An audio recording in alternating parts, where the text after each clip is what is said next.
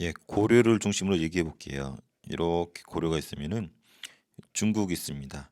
중국의 오리지널 민족은 한족이라고 합니다. 한족.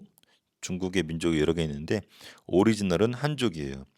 그리고 고려 위쪽에는 북방민족이라 부릅니다. 오랑캐라 부르면서 아주 좀 찌질한 애들이라고 이렇게 인식이 되어 있었는데 한마디로 북쪽에 중국 오리지널과 다르게 좀 찌질한 이런 인식을 가지고 있었던 오랑캐라 부르던 북방 민족이 있는데 여기 대표적인 나라들이 이런 나라들이 있었어요. 우리가 기억할 건 세 개인데 거란족이 있었고 여진족이 있었고 몽골족이 있었습니다. 흔히 요 순서대로 이제 주도권을 가져가는데 거란이 나중에 세운 나라가 요 나라, 여진족이 금나라, 몽골이 원나라 이렇게 됩니다. 그래서 요금원 요 세 나라하고 고려가 전쟁을 합니다. 그래서 그 부분에 대해서 중점적으로 볼 것이 이쪽 단원이에요. 그래서 우리가 알 것은 중국의 오리지널 민족 한족, 이따 보게 될 송나라가 오리지널 중국 민족이에요. 그리고 북방 민족은 찌질했었고 거란, 여진, 몽골, 요금원, 우리 에버랜드 들어갈 때 앞에 요금원 있죠? 그래서 그 요금원이 북방 민족 출신이라는 설이 있죠. 그래서 여기에 맞서 싸운 고려, 요 부분 알고 보면 될 것 같고 이걸 지도로 나타낸 게 요겁니다. 자, 고려가 있고 여기 오리지널 한족인 성이 있고 그리고 일본하고 있고 여기가 북방민족인데 요금 원까지도 원래 있으면 좋겠지만 원나라 여기 다 집어삼키기 때문에 요금 원과 순서대로 고려가 맞서 싸우는 부분 그 부분 보는 파트라고 보면 될 것 같아요. 오타죠. 고려초의 왕건이 나라 세웠죠. 태조는 거란족 별로 안 좋아했습니다. 북방민족이라 별로 안 좋아했고 무엇보다 거란 왜 안 좋아했냐면 얘네가 우리의 민족이었던 발해를 망하게 한 민족이 거란족이에요. 근데 이 거란족이 눈치 없이 태조 왕건한테 선물을 보냅니다. 낙타를 선물로 보냅니다. 낙타 몇십만 원이. 그래서 태조 왕건이 거란이 친하게 지내자라고 보낸 낙타를 굶겨 죽입니다. 이 사건을 만부교 사건이라 불러요. 왜 굶겨 죽이냐면 우리의 민족인 발해를 무너뜨린 민족 거란족과는 사귈 수 없다라고 하면서 선물로 보내온 낙타를 만부교 다리 이름이에요. 다리에 묶어서 굶겨서 죽여버립니다. 이 사건으로 거란과 사이가 틀어지게 돼. 이 사건을 만부교 사건이라고 그러고 제일 불쌍한 놈들은 낙타 굶어 죽었습니다. 자, 그리고 중국 한족 왕조라는 관계가 좋았어요. 여기서 말하는 한족 왕조는 어디겠어요? 그렇죠. 송나라를 말하겠죠. 여기 나오는 송나라. 자, 북쪽에 또 여진족이 있었죠. 여진족 같은 회유, 가끔은 잘 달래주고, 가끔은 토벌, 가끔은 싸대기 치고 이렇게 썼습니다. 그래서 고려는 전반적으로 송나라하고는 관계가 좋았다. 조공바치고 책봉, 왕으로 인정을 받았다. 그래서 요 위에 봤었던 큰 틀 이해하면 될 것 같아요. 한족과는 친하고 북방민족과는 싸웠다. 자, 거란 요 순서대로 쳐들어온다고 했었죠. 요, 금, 원. 그래서 거란이 먼저 쳐들어옵니다. 거란이 쳐들어오고 자, 여기 보면은 1차 때가 제일 중요해요. 고려는 송나라하고는 항상 친하게 지냈었죠. 그러자 이 거란족이 송나라랑 친하는 고려를 못마땅하게 여깁니다. 왜냐면 거란은 송나라를 공격하고 싶었거든. 그래서 쳐들어온 사람이 누구냐면 소선영입니다. 여기에 다 겁먹고 아무도 그냥 항복하자 그러는데 서희라는 사람이 나섭니다. 항복하지 않고 본인이 한번 가서 단판을 지어보겠다. 그때 대화 내용이 이겁니다. 그래서 아주 시험 잘 나와요. 그래서 적의 장군은 소선영이고 우리는 서희라는 사람입니다. 가서 봤더니 소선영이 이렇게 얘기해요. 너희는 신라에서 일어나지 않았냐? 고구려 땅은 원래 거란 땅인데 왜 고려 니들이 차지하고 있느냐? 그랬더니 서희가 하는 말이 뭔 개소리냐? 고려는 고구려를 계승한 나라다. 그래서 나라 이름도 고려라고 했고 수도도 서경이라고 해서 서쪽 수도 평양으로 정했다. 평양이 고구려 땅이었잖아요. 그래? 오케이. 그 소설도 하는 얘기가 그럼 고려는 거란과 국경을 맞이하고 있는데 왜 우리 거란하고는 교류하지 않느냐? 왜 송하고만 교류하느냐? 그 서희가 또 하는 얘기가 개소리 하지 말아라. 고려가 거란과 교류하지 않는 것은 여진족의 길을 막고 있기 때문이다. 그래서 여진이 갖고 있는 그 땅 돌려주면은 우리가 니들하고 거래할 수 있다. 이렇게 머리를 씁니다. 오른쪽 지도를 보면 돼요. 거란은 고려랑 거래하고 싶은데 우리는 여진족이 막고 있기 때문에 너희하고 교류를 못하고 있다라고 서희가 얘기를 하죠. 그래서 소선영이 끄덕끄덕 하고서 그래? 그럼 여진이 갖고 있는 땅 돌려주면 우리랑 교류할 거야? 라고 해서 오케이 했더니 돌려줍니다. 요 부근을 띄어가지고 우리 고려한테 줍니다. 이것이 이렇게 강이 있거든요. 이게 압록강인데 압록강 동쪽에 있잖아. 그래서 강 동쪽에 있는 강동 육주를 우리 고려에 줍니다. 피 한 방울 흘리지 않고 혓바닥 몇 번 놀렸더니 이 소선영을 설득을 해서 서희가 땅을 오히려 얻어냅니다. 그 땅이 강동 육주. 그래서 이 부분은 제일 중요해요. 거란과의 전쟁에서는 1차 때 고려랑 송이 관계가 좋으니까 송을 치고 싶었던 거란족이 쳐들어왔는데 그 장군이 소선영이고 서희랑 외교談판을 벌였고 서희의 논리에 의해서 강동 육주, 강동쪽의 육주를 얻습니다. 이것이 1차 시험에 엄청 잘 나옵니다. 2차는 강조의 정변을 구실로 또 쳐들어옵니다. 강조는 신하 이름인데 이 신하가 쿠데타를 일으켜서 고려 왕을 갈아엎습니다.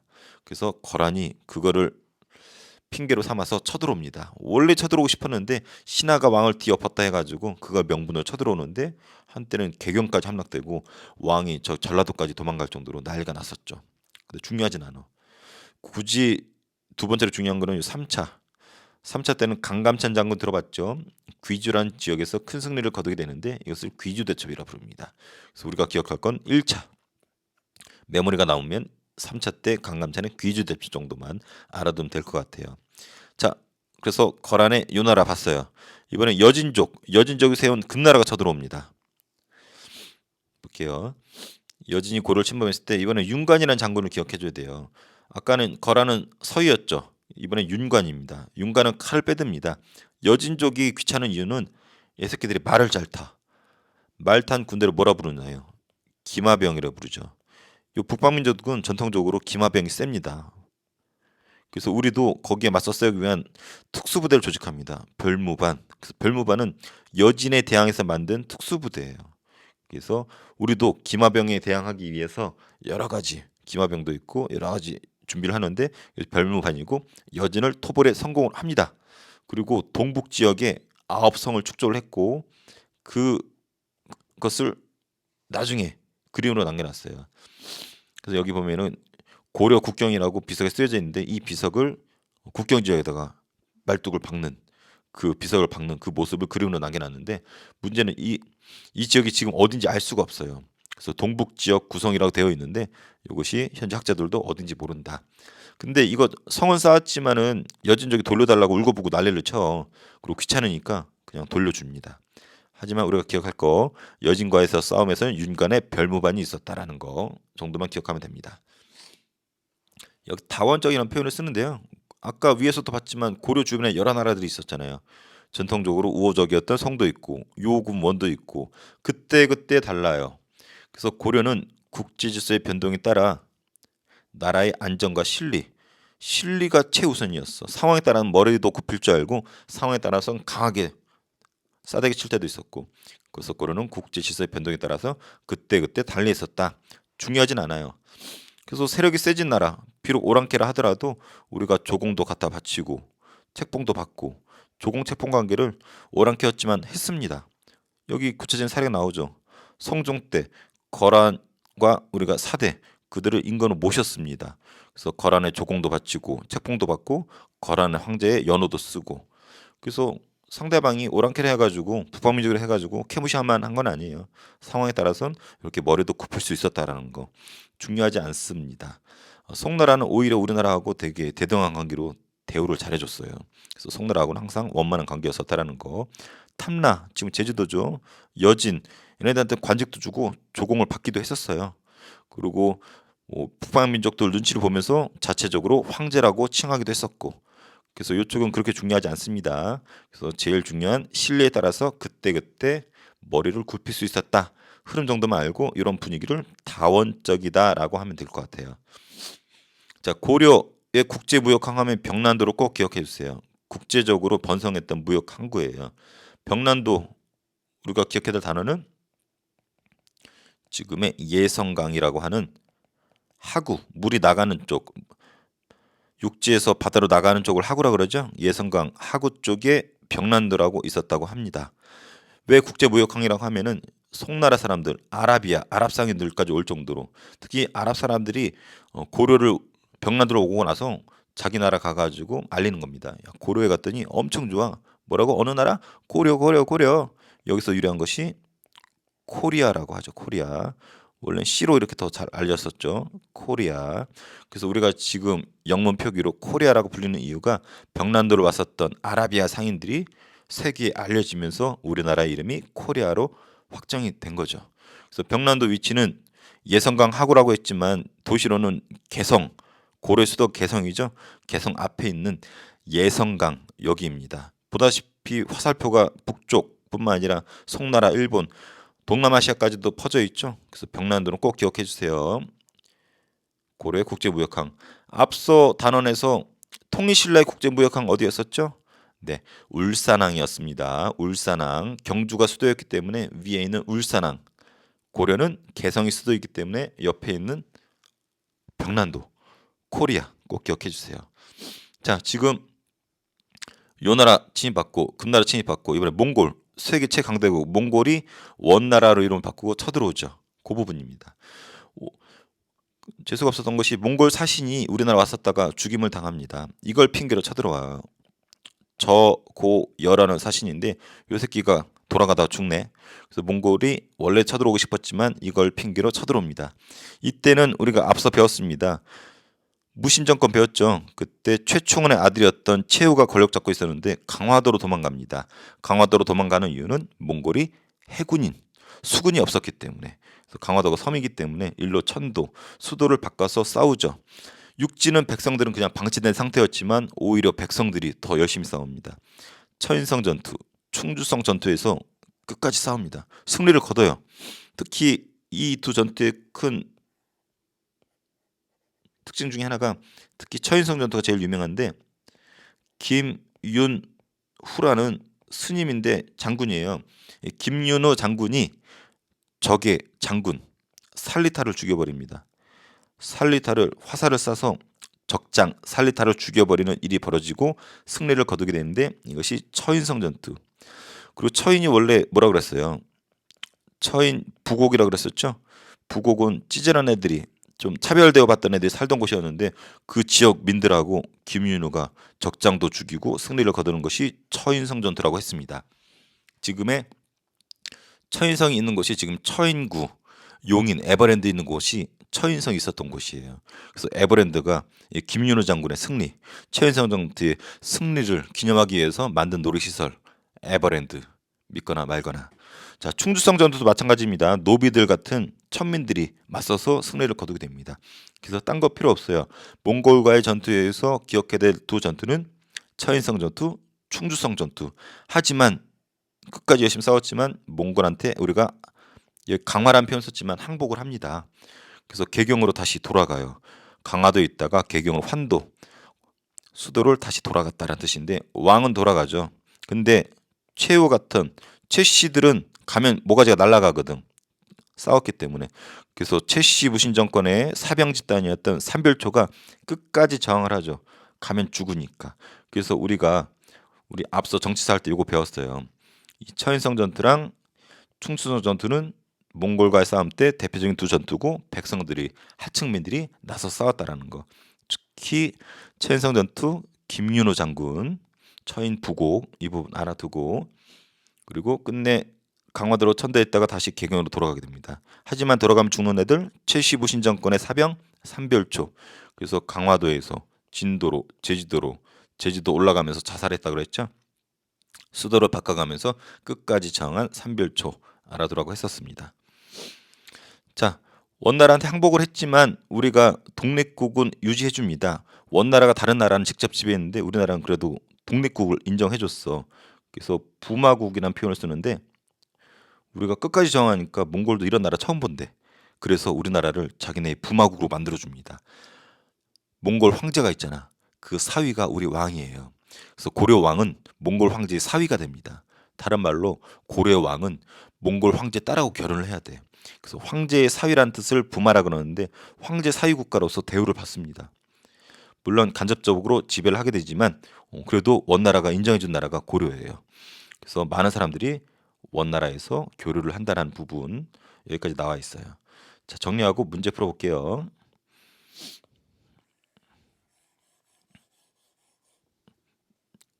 자, 이쪽 큰 틀은 요 제일 위에 요 부분이 제일 중요합니다. 중국 오리지널 민족은 한족이고 이때는 송나라다. 그리고 고려 위쪽에 북방 민족들이 번갈아 등장하는데 거란, 여진, 몽골. 나라 이름으로는 요금원. 에버랜드 앞에 있는 요금원. 여기에 고려가 맞서 싸우는 것이 순서대로 전쟁을 기억해야 된다. 그래서 고려 초에는 태조 왕건은 거란과 사이가 좋지 않아서 선물로 보낸 낙타를 만복이란 다리에서 굶겨 죽였다.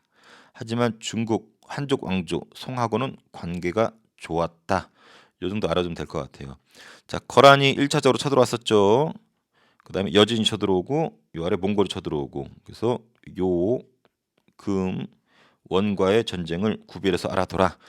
거란과의 전쟁에서는 1차만 알아둬도 됩니다.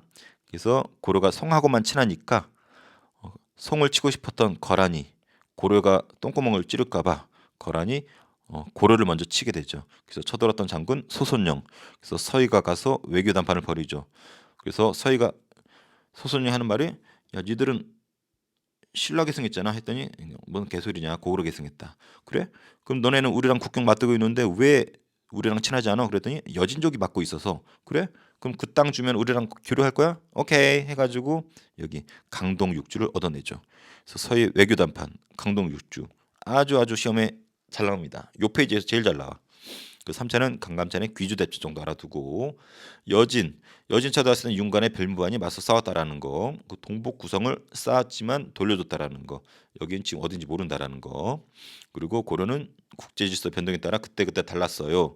그리고 안정과 신뢰를 추구했다라는 거, 때에 따라서 머리를 굽혔다라는 거. 그래서 이 정도 말해두면 될 것 같고 평랑도가 고려의 국제무역항이라는 거. 그래서 송 아라비아 외국인들 많이 왔었는데 특히 아라비아 상인들이 와서 뭐가 유래되었다? 고려가 꼬레아가 되었다. 위치는 개성 주변이고 예성강 하구였었다. 그리고 초강대국 몽골이 쳐들어왔다. 그래서 쳐들어왔을 때 최씨 무신 정권이었고 강화도로 도망갔다. 백성들은 버림받았지만 처인성과 충주성 전투에서 적장을 죽일 정도로 김윤호 장군 중심으로 잘 싸웠다. 하지만 끝내 항복하고 개경으로 돌아갔지만 최씨 무신 정권은 돌아가면 죽기 때문에 삼별초로 끝까지 저항했다.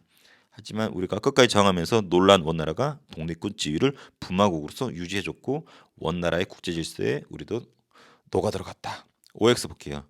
서희의 외교 담판으로 고려가 강동 육주, 압록강 동쪽의 육주를 얻었죠. 맞습니다. 3차 침입 윤관이 아니었죠. 귀주 대첩 3차 힌트가 이거죠. 누구라고 그랬어요? 강감찬 장군이라고 그랬죠. 자, 강조의 정변, 강조라는 신하가 왕을 바꿨어. 이걸 핑계로 쳐들어온 것은 거란이 맞죠. 그래서 고려 침략과 한때 개경에 함락되었다. 그래서 왕이 어디까지 도망간다? 전라도 나주까지 도망간다. 맞네요. 여기 2차는 원래 잘 안 나오는데 여기서 출제를 했네요. 맞습니다. 그거 다 나왔네요. 1차 때, 2차 때, 3차 때. 그래서 거란과의 관계가 구별이 되어 있습니다. 자, 몽골의 침입 때 고려의 대형 가정이에요. 무신들이 최씨 정권을 무너뜨렸다?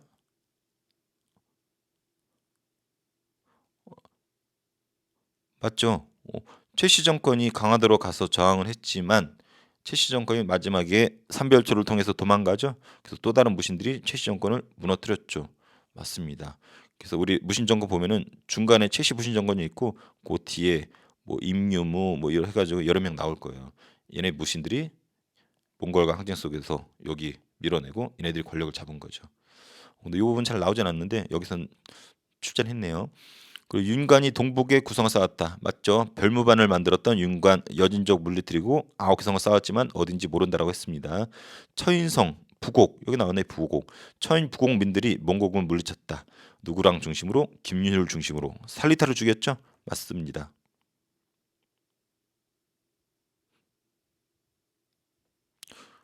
최후가 강화도로 돌아옮겨서 항전에 대비하였다. 맞죠? 최후는 강화도 도망갔고 몽골이 자국 사신이 피상인 것을 우실로 고려를 침략하였다. 맞죠? 저고요라는 사실이죠. 2번이 틀렸네요. 윤관이 동북 지역에 9개 성을 쌓았다. 요 부분 아니죠.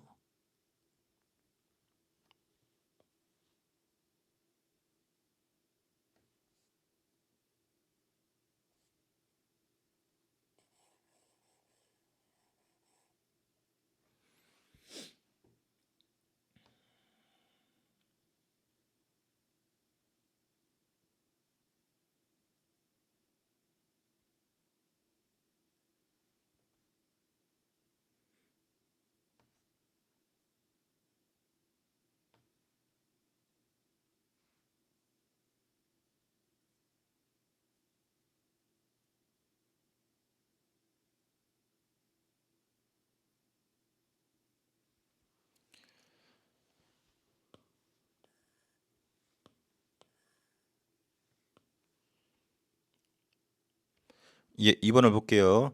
자, 몽골의 침략과 고려 대항 과정인데 옳지 않은 거예요. 근데 문제가 선생님 좀 보니까 약간 이상한 것 같아요.